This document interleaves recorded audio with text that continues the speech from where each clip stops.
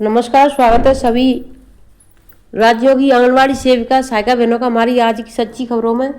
तो बहनों, आज मैं आपको कई नई जानकारी बताना चाहूँगी। वीडियो में लास्ट तक बनी रहे। और कई ऐसे आदेश आ चुके हैं जो बहुत ज़रूरी हैं आपके लिए। सबसे पहले बताना चाहूँगी, जिन बहनों ने कल की वीडियो नहीं देखी है तो जा करके देख लें अपना। जिन लोगों का मानदेय रुका है उन लोगों के लिए भी आदेश आ चुका है। उसके लिए आपको क्या क्या भर के देना है ये भी हम आपको दिखाएंगे। जिन लोगों के लिए लखनऊ से फैसला आया है, ये यानी जिनका चाहे वो आंगनबाड़ी हो, सहायिका हो, जिनका मानदेय रुका है उनके लिए बदायूं की बहनों की मेहनत को सलाम। सीडीपीओ के आश्वासन पर धरना स्थगित किया। जब हाथ में माइक आ जाए और मुंह में जुबान आ जाए तो फिर ज़्यादा दिन किसी को बेवकूफ़ नहीं बनाया जा सकता। मोदी योगी सरकार के जुमलों से अब आंगनबाड़ियों का पेट भरने वाला नहीं। देश और प्रदेश की इतनी बड़ी महिला आंगनबाड़ी अब जाग रही हैं। बेशर्म नेताओं के जुमले और वादों की इतनी बड़ी महिला आंगनबाड़ी जाग रही हैं। बेशर्म नेताओं के जुमले और वादों की कलाई खुल चुकी है। कहीं थी तकदीर और कहीं और तस्वीर बदलने की बात, और बदला सिर्फ ड्रेस का रंग। आंगनबाड़ी कर्मचारियों को चुनाव में तथा अब अपने 8 साल के कुशासन का बखान करने के लिए भीड़ की तरह इस्तेमाल करने वालों को सबक सिखाने का समय आ गया है। संयुक्त आंदोलन सफलता की गारंटी देता है। अतः बदायूं की बहनों की किसी 8 महीने का, किसी का 10 महीने का, किसी का 1 साल का मानदेय रुका हुआ है। इसी से आक्रोशित आंगनबाड़ी महिलाओं ने अनिश्चितकालीन धरना शुरू कर दिया था तथा साथ साथ एजुकेटर और ऑनलाइन का दबाव था। बदायूं की सीडीपीओ ने 1 हफ्ते में मानदेय आने का आश्वासन दिया है और कहा है कि एजुकेटर भर्ती का ऑनलाइन काम के लिए भी हम शासन को लिखकर भेज रहे हैं। अब बहनें 25 तारीख तक इंतजार करेंगी। अगर रुका हुआ मानदेय तुरंत नहीं आता है तो फिर से आंदोलन करने को मजबूर होंगी। वैसे भी 12 तारीख को उत्तर प्रदेश के हर जिले में एजुकेटर भर्ती तथा ऑनलाइन काम के विरोध में ज्ञापन सौंपा जाएगा। तो आज आपकी 9 तारीख हो चुकी है बहनों, ध्यान से सुन लो। 12 तारीख को सौंपा जाएगा ज्ञापन। 1 मई को जिलों पर तथा 5 अक्टूबर को लखनऊ के लिए बिगुल फूंका जा चुका है।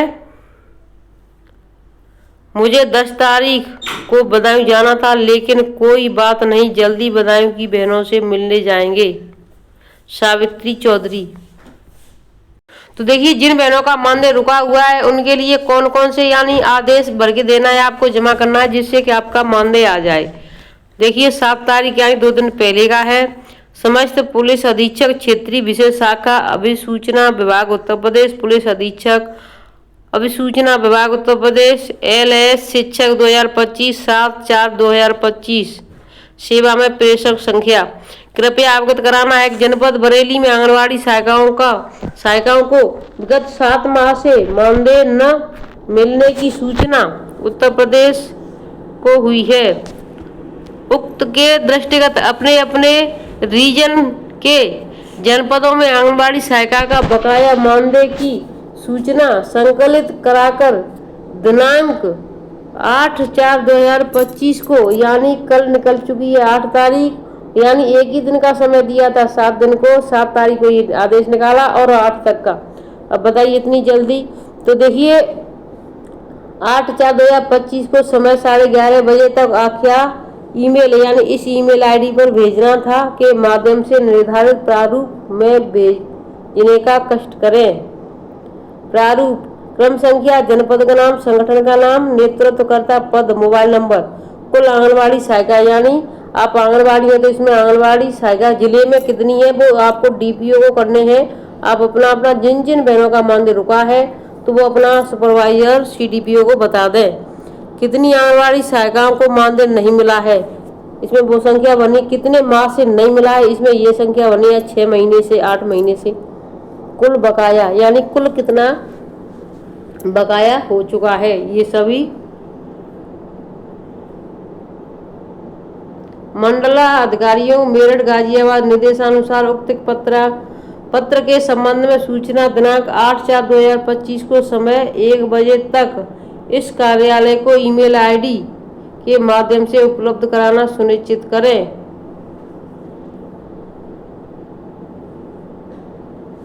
पुलिस अधीक्षक क्षेत्रीय मेरठ। अब मैं आपको दूसरे आदेश की तरफ ले चलती हूँ। तो देखिए, कल 8 तारीख निकल चुकी है। जिनका नहीं आया है तो बहनों आज आप इसका स्क्रीनशॉट ले लें, नहीं तो हम चैनल की कम्युनिटी पर डाल दें। जिसको चाहिए वो इसका प्रिंट आउट निकाल करके या फिर अपना प्लेन पेपर पर लिख करके और आप अपना इसको दे सकती हैं। देखिए, संभल जिले में आंगनबाड़ी कार्यकर्तियों की 206 रिक्त पदों पर 4 मार्च 2024 से 3 अप्रैल 2024 तक ऑनलाइन आवेदन मांगे गए थे, जिनमें 206 पदों के लिए लगभग 4,400 बेरोजगार महिलाओं ने ऑनलाइन आवेदन किया था। अब जिले की चयन समिति द्वारा चयन की गई आवेदक महिलाओं का रिजल्ट जारी करने के बाद नियुक्ति वितरण हो चुका है। जिले के कलेक्टर सभागार में जिलाधिकारी डॉक्टर राजेंद्र पेशिया ने नई चयनित आंगनबाड़ी कार्यकर्ताओं को नियुक्ति पत्र वितरण करते हुए बधाई भी दी है। जिलाधिकारियों ने आंगनबाड़ियों के दायित्वों पर प्रकाश डालते हुए कहा कि आंगनबाड़ी केंद्र पर बच्चों को प्री प्राइमरी की शिक्षा के साथ साथ संस्कार और स्वास्थ्य की देखभाल का जिम्मा भी होता है। इन केंद्रों पर कक्षा 1 की पढ़ाई की तैयारी के लिए छोटे बच्चों को बुनियादी शिक्षा दी जाती है। नियुक्ति पत्र वितरण कार्यक्रम में जिलाधिकारी आंगनबाड़ी कार्यकर्तियों के बच्चों को भारतीय संस्कृति एवं संस्कार सिखाने के साथ साथ बच्चों की रुचि के अनुसार खेल खेल में पढ़ाने की विधि अपनाने और का खा गा घा के आधार पर शिक्षा देने के लिए निर्देश दिए हैं। तो आप सभी को पता है, नव चयनित आंगनबाड़ी बहनें नियुक्ति हो रही है हर जिले से। कई किसी दिन किसी जिले में नियुक्ति पत्र मिल रहे हैं तो किसी दिन किसी जिले में मिल रहे हैं। जहां पर जिसको मिलने चाहिए थे उनको नहीं मिल रहे हैं। कहीं कहीं पर सही कार्य हो रहे हैं तो कई कई जिलों में बहुत ज़्यादा धांधली भी हो रही हैं। अब देखिए, भीषण गर्मी को देखते हुए प्रयागराज से 8 अप्रैल को यानी कल ये आदेश निकला है। जिला कार्यालय बेसिक शिक्षा अधिकारी प्रयागराज, जिला अधिकारी महोदय प्रयागराज द्वारा दिए गए निर्देश के अनुक्रम में दिनांक 9/4 यानी आज से अग्रिम आदेश तक जनपद प्रयागराज के ग्रामीण एवं नगर क्षेत्र में अवस्थित कक्षा 1 से 8 तक के संचालित समस्त परिषदीय राजकीय सहायता प्राप्त व अन्य समस्त बोर्डों से मान्यता सहायता प्राप्त अंग्रेजी हिंदी माध्यम विद्यालयों का संचालन प्रातः 7 बजे से यानी 8 से चल रहा था, उसको चेंज कर दिया गया है। अब 7 बजे से मध्याह्न 12 बजे तक किया जाएगा। उक्त आदेश का कठोरता से अनुपालन सुनिश्चित किया जाए। प्रवीण कुमार तिवारी, जिला बेसिक शिक्षा अधिकारी प्रयागराज।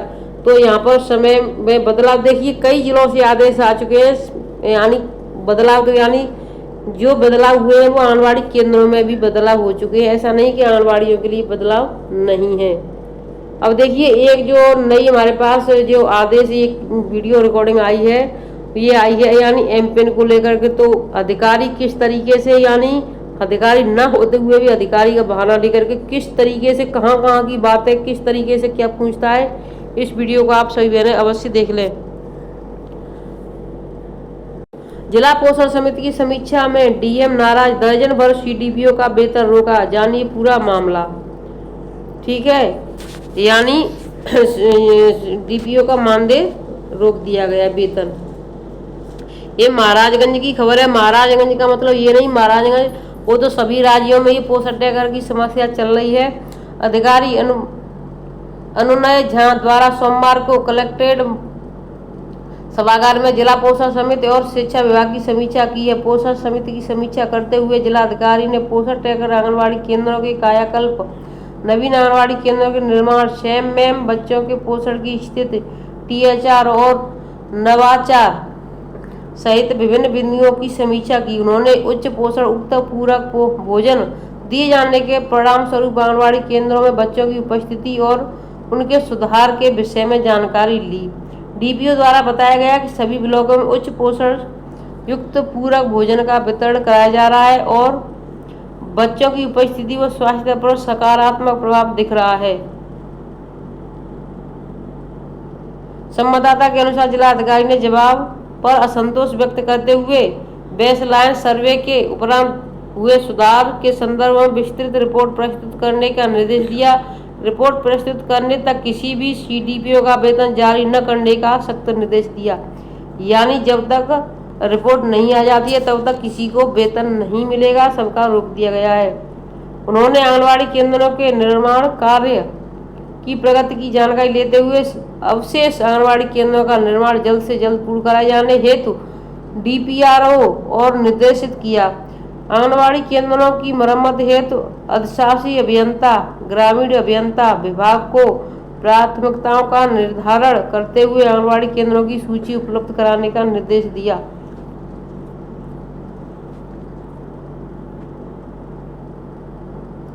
तो देखिए वहाँ पर ऐसा नहीं किसी एक चीज़ की, वहाँ पर स्कूल विद्यालयों के बारे में भी समीक्षा में जिलाधिकारी जिम्मेदार अफसरों के कार्यों की जमीनी हकीकत को परखा और कई आदेश भी दिए। DM ने कहा कि वनग्राम के जिन विद्यालय में शौचालय में रनिंग वाटर नहीं है वहाँ पर कार्यदायी संस्था से खंड शिक्षा अधिकारी बात करके कार्य पूरा कराएं। तो वीडियो को शेयर करें, चैनल सब्सक्राइब कर लें। कल शाम की जिन्होंने नहीं देखी है बहनों, बहुत ज़रूरी वीडियो है, जा करके अपना समय से देख लें, चैनल सब्सक्राइब कर लें।